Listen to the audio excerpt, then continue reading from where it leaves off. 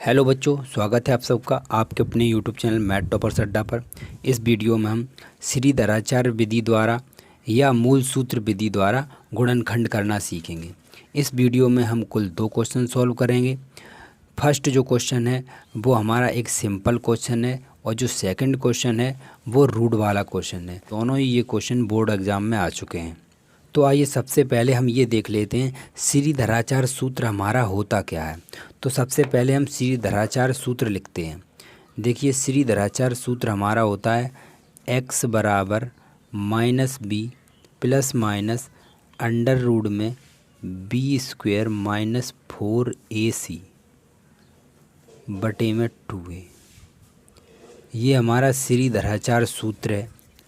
इसे मूल सूत्र भी कहते हैं।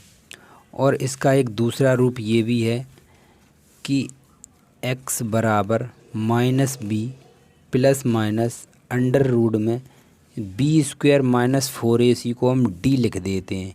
d का मतलब है ये विभक्त कर d। अब d जो बराबर है आपका किसके बराबर है? B square minus 4ac। आप इसका यूज कीजिए या इसका यूज कीजिए, आंसर दोनों से आ जाएगा। लेकिन हमें किसका यूज करना है ये सबसे ज़्यादा इम्पोर्टेंट है। हमें इस वाले फार्मूले का यूज हमेशा करना चाहिए और इस वाले का यूज नहीं करना चाहिए। तो आइए देखते हैं हम सबसे पहले अपना फर्स्ट क्वेश्चन। तो फर्स्ट क्वेश्चन है हमारा x square plus 5x plus 5 बराबर 0 को हमें गुणनखंड करना है। तो सबसे पहले हमें क्या करना है, इसकी हमें तुलना करनी है किससे? द्विघात के व्यापक समीकरण है। द्विघात का व्यापक समीकरण क्या होता है? ax square plus bx plus c बराबर 0। अब a आपका कितना दिया गया है? a 1 दे रखा है। b कितना दे रखा है?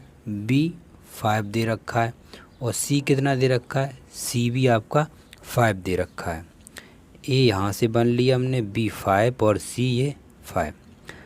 अब हमें क्या निकालना है? तो सबसे पहले मैंने बताया हम इस सूत्र का प्रयोग कभी ना करें। अगर आप एग्ज़ाम में क्वेश्चन ये करते हैं तो सबसे पहले हम इस सूत्र का प्रयोग करें। अगर आपको ये सूत्र लगाना है तो सबसे पहले हमें डी निकालना होगा, डी का मान निकालना होगा। तो हम सबसे पहले डी निकाल लेते हैं, विभक्त कर निकाल लेते हैं अपना। तो देखिए डी बराबर होता है आपके पास B square minus 4ac। b कितना है? b 5 है, स्क्वायर हमने किया। 4a की जगह 1 और c की जगह 5। ये आपका आया 5 का स्क्वायर 25, 4 पंचे 20। ये आ गया आपका 5। तो d कितना आया? 5। अब यहाँ बात समझिए कि हमने ये ही फार्मूला क्यों लगाया। ठीक है, ये क्यों नहीं लगाया? देखिए सबसे पहले आप d निकालिए। अगर d आपका, अगर कभी भी d जो d का मान है इन क्वेश्चनों के लिए इस तरह होना चाहिए। d का मान बड़ा होना चाहिए या बराबर होना चाहिए 0 के। d का मान कभी भी ऋणात्मक नहीं आए। अगर d का मान ऋणात्मक आता है तो आप क्वेश्चन आगे सॉल्व नहीं करेंगे, यहीं पे लिख देंगे दिए गए समीकरण के मूल या गुणनखंड, जो इसके मूल कहेंगे हम यहाँ पे, क्या है? काल्पनिक हैं, अवास्तविक हैं, ये लिखेंगे। क्योंकि जब आपने वो पढ़ा होगा कि जब d ऋणात्मक आता है तो मूल कैसे होते हैं? अवास्तविक, काल्पनिक। तो इससे आगे हम सॉल्व नहीं करेंगे अगर d हमारा ये माइनस का आ जाता। लेकिन d हमारा प्लस का आया यानी धनात्मक आया, तो अब हम इस फार्मूले का यूज कर सकते हैं। इसलिए मैंने इस फार्मूले को पहले लगाया, हमने डायरेक्ट इसका यूज नहीं किया। तो सबसे पहले हमें ऐसे ही बिल्कुल करना है, पहले हमें डी निकालना है, उसके बाद इस फार्मूले को रखना है। तो इतना करने के बाद अब हम क्या करेंगे, इस फार्मूले को रखेंगे। तो सबसे पहले हम फार्मूला लिखेंगे x बराबर minus B plus minus under root में d बटे 2a। अब देखिए b की जगह क्या है? अब देखिए ध्यान से देखिए, b की जगह है 5, तो ये हो गया आपका माइनस का 5 plus minus under root d कितना लगना था? 5 निकला था, अपॉन 2a की जगह 1। अगर हम इसे अब सही से सॉल्व करें, ये आपका आया माइनस प्लस माइनस √5/2। तो सबसे पहले हम धन चिन्ह लेने पर,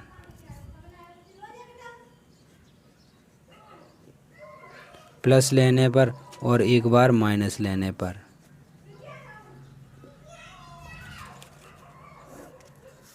तो जब हम प्लस लेंगे तो देखिए क्या निकलेगा, x बराबर माइनस प्लस, ये हमने प्लस लिया और √5/2, ये हमने प्लस लिया।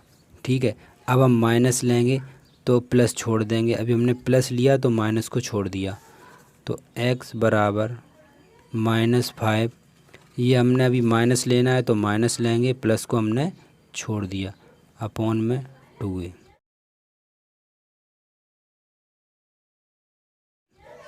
तो इसके दो फैक्टर निकल आइए, तो ये इसके दो फैक्टर निकल आए आपके। तो यही है आपकी श्रीधराचार्य विधि से गुणनखंड निकालने की। जब आपको कभी भी गुणनखंड ना आए तो इस विधि का प्रयोग कीजिए, गुणनखंड आपके तुरंत निकल आएंगे। तो आइए अब देख लेते हैं नेक्स्ट और इम्पोर्टेंट क्वेश्चन। तो ये हमारा सेकंड क्वेश्चन है। तो सबसे पहले हम वही करेंगे, ax² + bx + c बराबर 0 से तुलना करेंगे। तो a आपका कितना आया, a आपका 2 आएगा, b कितना आएगा, b आपका आएगा 5/3 और c आएगा 6। अब क्या करेंगे, तो सबसे पहले हमने बताया आपको d निकालना है, तो आप d निकालिए। d बराबर क्या होता है, b² - 4ac। अब b की जगह क्या है, 5√3 का स्क्वायर -4, a की जगह 2 है, c की जगह 6। अब 5√3 को हम सॉल्व करेंगे तो देखिए, अगर हम 5√3 को, मैं यहाँ पे आपको सॉल्व करना सिखा रहा हूँ, 5 का स्क्वायर मतलब 5 का स्क्वायर 25 और √3 का स्क्वायर, जब भी √3 पे स्क्वायर करेंगे तो आंसर इसका 3 आएगा, और इनका दोनों गुणा करेंगे तो 25 × 75, तो ये आपका आ गया 75। अब 4 दूनी 8, 8 सत्ते 8 छंग 48, तो ये आपका आएगा 48। अब इसे माइनस कर दीजिए तो ये आपका बचा 27। तो डी आपका कितना आ गया, 27 यानी 27। अब फार्मूला लगा दीजिए श्रीधराचार्य का। तो श्रीधराचार्य का फार्मूला क्या है हमारे पास फार्मूला x बराबर माइनस प्लस माइनस √ में d/2a। अब b क्या है हमारे पास, -b, देखिए b दे रखा था 5√3, तो हमने 5√3 लिखा, प्लस माइनस d कितना आया, d आया 27 यानी 27/2a, a की जगह 2 है। ठीक है, अब हम इसे सॉल्व कर लेंगे। x बराबर 5√3 प्लस मान 27 के अगर हम फैक्टर निकालें तो 27 को क्या लिखें, 3 × 3 × 3, यही तो होगा, 3 × 9 = 27। इस 3 का पेयर बनना, तो ये 3 बाहर आ जाएगा और ये आएगा 3√3। ये किसका है, 27 को, 27 3√3 आया। तो इस 3√3 को यहाँ पे हमने लिख दिया 3√3/4। तो सबसे पहले हम क्या, धन चिन्ह लेंगे, उसके बाद ऋण चिन्ह लेंगे। तो हम लिखेंगे प्लस लेने पर, दूसरा है माइनस लेने पर। अब हम प्लस लेंगे तो x बराबर लिखेंगे हम -5√3, हमने प्लस लिया तो हमने प्लस ले लिया 3√3/4। अब इसे सॉल्व करिए तो x बराबर, ये देखिए 5√3 है, ये 3√3 है, यानी दोनों के साथ √3 है, तो ये इन्हें हम आपस में घटा जोड़ सकते हैं। तो ये माइनस का प्लस हो रहा, माइनस प्लस के हैं, तो ये माइनस का है, ये प्लस का है, तो घट जाएगा। तो 5 में से 3 गया 2, माइनस का 2√3/4, इसे 2 से 2 काट, 2 दूनी 4, तो आपके पास हो जाए -√3/2। ये आपका हो गया। अब की बार हम ऋण चिन्ह लेंगे, तो ऋण चिन्ह में x बराबर -5√3 -3√3/4। देखिए ये भी माइनस का, ये भी माइनस का, ये 5√3 है, 3 तो 5 3 8, 8√3/4, 4 दूनी 8 -2√3। तो ये हमारे दोनों क्वेश्चन कंप्लीट हो गए। मैंने श्रीधराचार्य विधि को बहुत ही सरल और बहुत ही इजी तरीके से समझाया। मैं समझता हूँ आपको अच्छे समझ में आ गया होगा। तो प्लीज़ वीडियो को लाइक कीजिए, शेयर कीजिए और चैनल को सब्सक्राइब ज़रूर कीजिए। मिलते हैं नेक्स्ट वीडियो में, तब तक के लिए जय हिंद।